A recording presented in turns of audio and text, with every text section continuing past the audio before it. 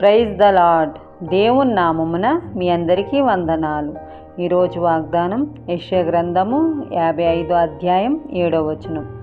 యెహోవా వైపు తిరిగిన ఎడల ఆయన వారి యందు జాలిపడును. ఆమేన్. ప్రియ సహోదరుడా సహోదరి, లోకము నుండి వేరుపరచబడిన వారమే ఆయన వైపు తిరిగిన ఎడల మన యందు జాలి చూపించే దేవుడై ఉన్నాడు. యెషయా గ్రంథము 55వ అధ్యాయం 8వ వచనం ప్రకారం, నా తలంపులు మీ తలంపుల వంటివి కావు, మీ త్రోవలు నా త్రోవల వంటివి కావు. అవునండి ప్రియ సహోదరుడా సహోదరి, దేవుని బిడ్డలను చెప్పుకుంటూ కొంచెం లోకములోను కొంచెం దేవుల్లో ఉంటే ఆయనకి ఇష్టలుగా ఉండలేము.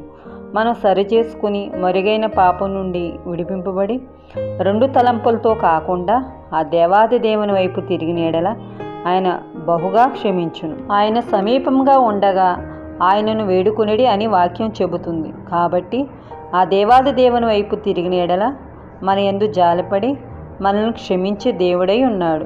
ఆయన వద్దకు వచ్చిన వారిని ఎంత మాత్రం త్రోసివేసే దేవుడు కాదు. కాబట్టి మారు మనసు పొంది సిద్ధపడి మెలకువ కలిగి ప్రార్థిద్దాం. ఈ రోజంతయు ఆయన కృపా క్షేమము మనకు తోడుగా ఉండునుగాక. ఆమేన్.